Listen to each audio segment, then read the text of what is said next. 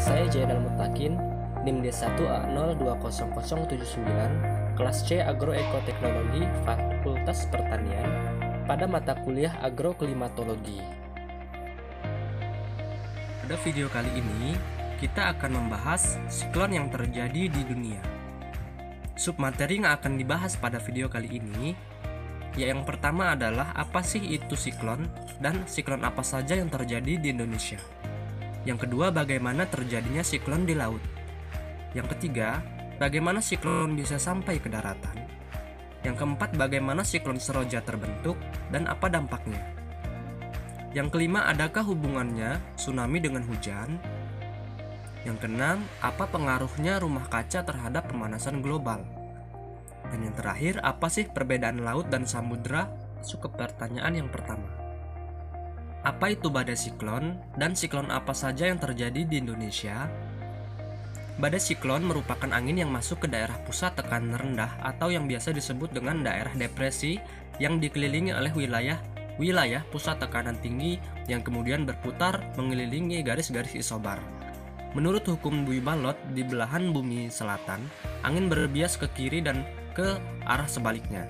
Nah, gerakan angin siklon mengikuti hukum ini, sehingga arah putaran siklon di belahan bumi utara berbeda dengan angin yang berada di belahan bumi selatan. Gerakan angin siklon yang ada di belahan bumi sebelah utara berlawanan putaran arah jarum jam, sementara angin yang ada di belahan bumi selatan searah dengan jarum jam. Seperti halnya angin yang dibagi menjadi beberapa macam atau jenis. Siklon juga dapat dibagi menjadi beberapa jenis. Yang pertama ada angin siklon tropik, yang kemudian ada angin siklon ekstratropik, dan yang terakhir ada angin siklon terjadi di Indonesia. Yang pertama adalah siklon tropis Durga.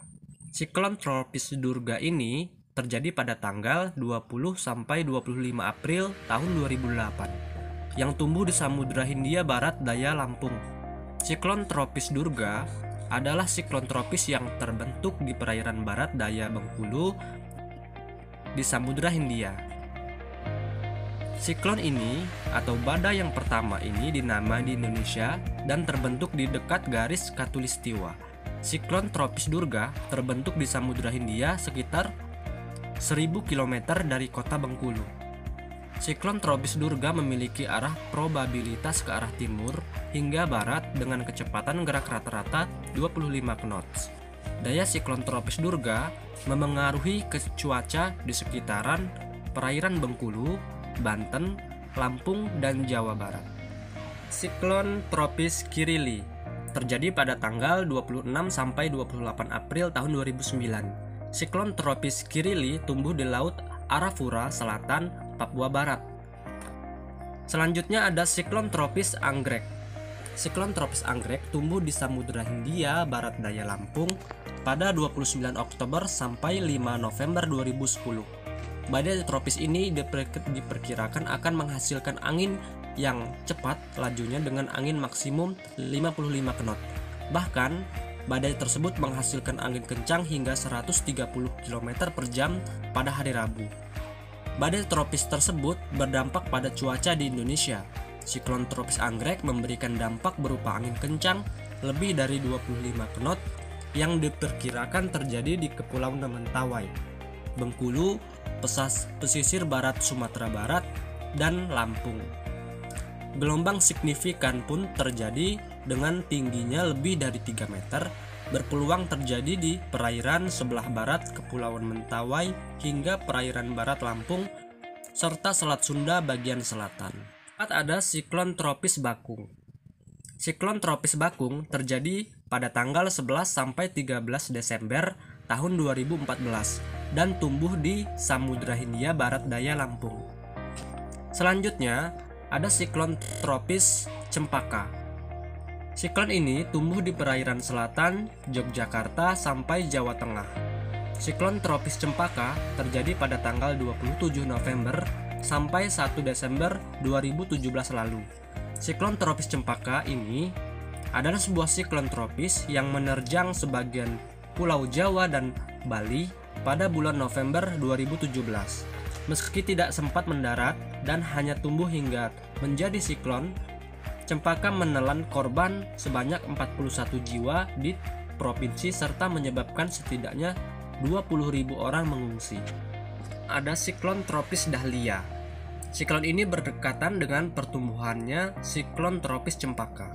Pada tanggal 30 November hingga 2 Desember 2017 lalu, siklon tropis Dahlia ini tumbuh di Samudra Hindia Barat, daya Lampung sampai selatan daerah Jawa Tengah. Kemudian yang selanjutnya yaitu siklon tropis Flamboyan. Wilayah Samudra Hindia Barat, daya Lampung kembali didapati adanya pertumbuhan siklon tropis ini, yaitu Flamboyan. Pada tanggal 28 April sampai 2 Mei 2018, siklon tropis Flamboyan berdampak pada peningkatan tingginya gelombang 1 hingga 3 meter di perairan Bengkulu hingga barat Lampung, Selat Sunda bagian selatan, dan perairan Enggano.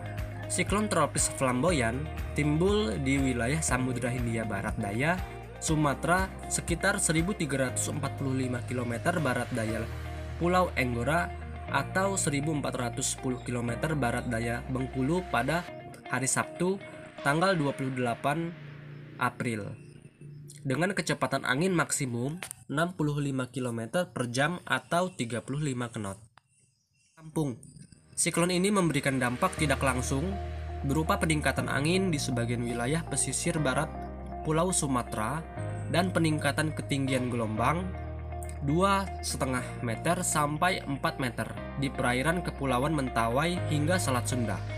Peningkatan kecepatan angin ini cenderung disebabkan oleh aliran massa udara dari selatan Indonesia sampai bagian tengah. Siklon tropis Lili. Sebelum tahun 2021, ternyata wilayah Nusa Tenggara juga pernah merasakan kondisi cuaca ekstrim akibat pertumbuhan siklon tropis, yaitu siklon tropis Lili pada tanggal 8-9 Mei 2019 lalu. Kemudian yang ke-10 ada siklon tropis Mangga.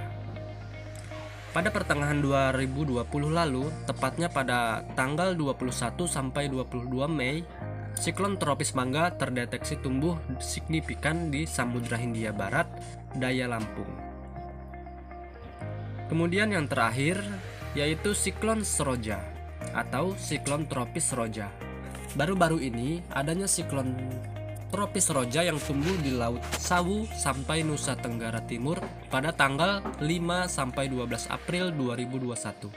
Ternyata berpengaruh besar terhadap cuaca ekstrim yang terjadi di sana berupa banjir, bandang, tanah longsor hingga badai. Badai siklon tropis Seroja melanda 21 kabupaten atau kota di wilayah Provinsi Nusa Tenggara Timur.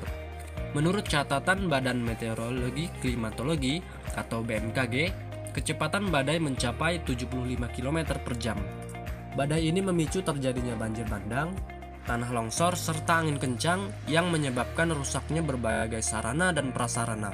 Selain kerugian materi, badai ini juga berdampak pada kondisi terumbu karang di wilayah Nusa Tenggara Timur. Pertanyaan yang kedua, yaitu bagaimana sih terjadinya siklon di laut? Pada awal pembentukannya, suhu permukaan laut yang hangat akan menyebabkan sistem tekanan rendah di wilayah tersebut. Akibatnya terbentuklah kumpulan awan-awan konvektif. Awan-awan tersebut kemudian membentuk sabuk melingkar. Tekanan udara permukaan akan turun mencapai kurang dari 1000 milibar. Sementara itu, kecepatan angin maksimum akan meningkat hingga mencapai lebih dari 60 km per jam. Pada tahap selanjutnya, siklon tropis cenderung lebih stabil. Di pusat siklon terbentuk suatu wilayah dengan kecepatan angin yang relatif rendah dan tanpa awan. Wilayah ini disebut mata siklon. Mata siklon dikelilingi dengan dinding berbentuk cincin yang dapat mencapai ketebalan 16 km. Di wilayah ini juga terdapat kecepatan angin yang tertinggi dan curah hujan yang terbesar. Lalu bagaimana siklon bisa sampai ke daratan? Pada awalnya, proses siklon di lautan sudah dijelaskan pada pertanyaan sebelumnya ya, yaitu suhu permukaan laut yang hangat akan menyebabkan sistem tekanan rendah dan terbentuklah kumpulan awan-awan konvektif. Akibatnya terbentuklah kumpulan awan konvektif yang membentuk sabuk melingkar. Tekanan udara permukaan akan menurun mencapai kurang dari 1000 milibar, sementara itu kecepatan angin maksimum akan meningkat hingga mencapai lebih dari 60 km per jam. Pada proses perubahan siklon yang terjadi sampai ke daratan, salah satu penyebabnya itu adalah pemanasan global. Karena ketika energi siklon tropis didapat dari lautan hangat, maka siklon tropis tidak melemah atau punah ketika bergerak atau sampai memasuki wilayah daratan, karena suhu udara masih hangat karena efek pemanasan global ini. Salah satu siklonnya yang memasuki wilayah daratan ialah siklon Troja yang terjadi di Nusa Tenggara Timur. Pertanyaan selanjutnya yaitu bagaimana siklon Seroja terbentuk dan apa dampaknya. Sebelumnya, kamu sudah tahu bahwa siklon tropis hanya bisa terbentuk di laut yang memiliki suhu permukaan hangat dan akan menghilang jika memasuki perairan dengan suhu dingin atau daratan. Tetapi berbeda dengan siklon lainnya, siklon tropis Seroja yang terjadi di Kupang beberapa bulan yang lalu bisa bergerak sampai ke daratan. Nah, ini menurut Ketua BMKG, hal ini bisa terjadi karena ada kaitannya dengan pemanasan global yang menyebabkan perubahan suhu permukaan laut. Lalu apa dampaknya bagi daerah yang terdampak siklon Seroja ini? Yang pertama, pada daerah NTT pada awal April tahun ini menimbulkan korban jiwa serta membuat puluhan ribu masyarakat harus mengungsi. Ada 181 orang meninggal dunia, warga hilang sebanyak 47 orang dan luka-luka 225 orang, serta ribuan rumah hingga fasilitas umum juga rusak akibat bencana alam yang melanda wilayah Nusa Tenggara Timur ini.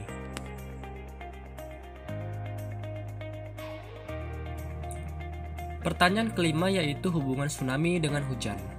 Dosen Fakultas Geografi UGM ini mengatakan bahwa fenomena awan arkus merupakan hal yang lazim, tetapi jarang terjadi atau fenomena langka. Meskipun awan arkus tidak berbahaya, tetapi memiliki potensi menimbulkan hujan deras yang disertai dengan petir atau kilat dan angin kencang. Dari kutipan di atas dapat disimpulkan bahwa hujan yang deras dengan disertai badai dan petir tidak dapat menimbulkan tsunami. Dalam informasi yang saya dapat bahwa fenomena alam yang dapat menimbulkan tsunami yaitu yang pertama ada gempa bumi di bawah laut, kemudian ada letusan gunung berapi. Yang ketiga ada longsor di bawah laut, dan yang keempat ada hantaman dari meteor. Pertanyaan yang keenam yaitu apa sih pengaruh rumah kaca terhadap pemanasan global? Sebelum kita mengetahui pengaruhnya, kita harus mengetahui dulu apa itu efek rumah kaca. Efek rumah kaca adalah kejadian di mana panas di bumi terperangkap karena terhalang oleh gas-gas emisi seperti karbon dioksida pada atmosfer. Gas emisi tersebut kebanyakan berasal dari asap kendaraan dan pabrik serta kebakaran hutan. Gas-gas yang berkontribusi pada efek rumah kaca antara lain uap air, karbon dioksida, metana, ozon, nitrous oksida, CFC, dan HFC. Kemudian kita beralih kepada penyebab terjadinya efek rumah kaca. Yang pertama ada penebangan liar dan pembakaran hutan. Yang kedua ada penggunaan bahan bakar fosil yang secara berlebihan. Yang ketiga ada pencemaran laut. Yang keempat ada limbah rumah tangga. Dan yang kelima ada industri peternakan.